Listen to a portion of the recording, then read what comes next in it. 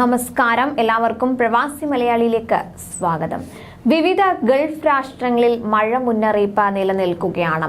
പുതിയ ന്യൂനമർദ്ദത്തിന്റെ ഫലമായി ഒമാനിൽ വീണ്ടും മഴയെത്തുമെന്നാണ് കാലാവസ്ഥാ നിരീക്ഷണ കേന്ദ്രം ഇപ്പോൾ മുന്നറിയിപ്പ് നൽകിയിരിക്കുന്നത്. ചൊവ്വാഴ്ച മുതൽ അടുത്ത 3 ദിവസം വരെ മഴ തുടർന്നേക്കുമെന്നാണ് മുന്നറിയിപ്പ്. മസ്കത്ത്, മുസന്തം, തെക്കൻ ബാത്തിന, വടക്കൻ ബാത്തിന, ദാഖിലിയ, തെക്കൻ ഷർഖിയ, വടക്കൻ ഷർഖിയ ഗവർണറേറ്റുകളിൽ ശക്തമായ മഴയ്ക്കും കാറ്റിനും സാധ്യത നിലനിൽക്കുന്നുണ്ട്. 10 മുതൽ 60 മില്ലിമീറ്റർ വരെയുള്ള ഒറ്റപ്പെട്ട മഴ ലഭിച്ചേക്കും. മണിക്കൂറിൽ 28 മുതൽ 45 കിലോമീറ്റർ വരെയായിരിക്കും കാറ്റിന്റെ വേഗത. ഒമാന്റെ തീരപ്രദേശങ്ങളിൽ കടൽ പ്രക്ഷുബ്ധമാകും. തിരമാലകൾ 2 മുതൽ 3 മീറ്റർ വരെ ഉയരുകയും ചെയ്യും. ഈ ശൈത്യകാലത്തെ 3ാമത്തെ ന്യൂനമർദ്ദമാണിതെന്ന് സിവിൽ ഏവിയേഷൻ അതോറിറ്റി അറിയിച്ചിട്ടുണ്ട്. അതുപോലെ കുവൈത്തിൽ തുടരെയുള്ള അസ്ഥിര കാലാവസ്ഥയിൽ മുന്നറിയിപ്പ് നൽകിയിട്ടുണ്ട് അധികൃതർ.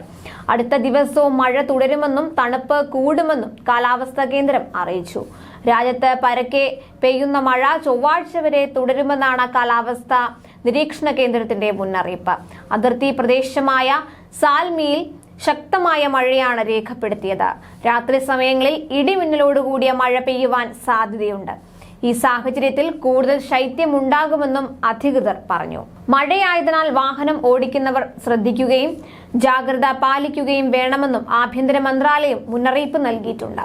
മഴ മൂലമുണ്ടായ വെള്ളക്കെട്ട് കാരണം റോഡുകളിൽ ചിലയിടങ്ങളിൽ ഗതാഗതം തടസ്സപ്പെടുന്ന അവസ്ഥയുണ്ടായി. വെള്ളം ഉയർന്നതിനെ തുടർന്ന് ചില അണ്ടർ പാസ് വേകളും അടയ്ക്കേണ്ടി വന്നു.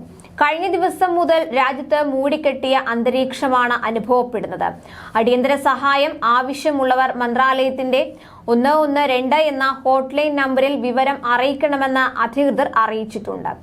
അതുപോലെ UAEയിലും കഴിഞ്ഞ ദിവസങ്ങളിൽ കനത്ത മഴയാണ് അനുഭവപ്പെട്ടത്. എല്ലാ എമിറേറ്റുകളിലും ശക്തമായ മഴ പെയ്തു. ഷാർജ, ദുബായ്, അബുദാബി എമിറേറ്റുകളിലാണ് കൂടുതൽ മഴ ലഭിച്ചത്. ഷാർജ ഉൾപ്പെടെ വടക്കൻ എമിറേറ്റുകളിൽ വാദികൾ നിറഞ്ഞു കവിഞ്ഞതിനെ തുടർന്ന് പൊതുജനങ്ങൾക്ക് കർശന മുന്നറിയിപ്പ് പുറപ്പെടുവിച്ചിരുന്നു. ഷാർജയിലെ എല്ലാ പാർക്കുകളുടെയും പ്രവർത്തനം താൽക്കാലികമായി നിർത്തിവെക്കേണ്ട അവസ്ഥ വരെ ഉണ്ടായി. കാലാവസ്ഥ സാധാരണ നിലയിൽ എത്തിയ ശേഷം മാത്രമേ ഈ പാർക്കുകൾ തുറക്കൂ എന്നായിരുന്നു അറിയിപ്പ്.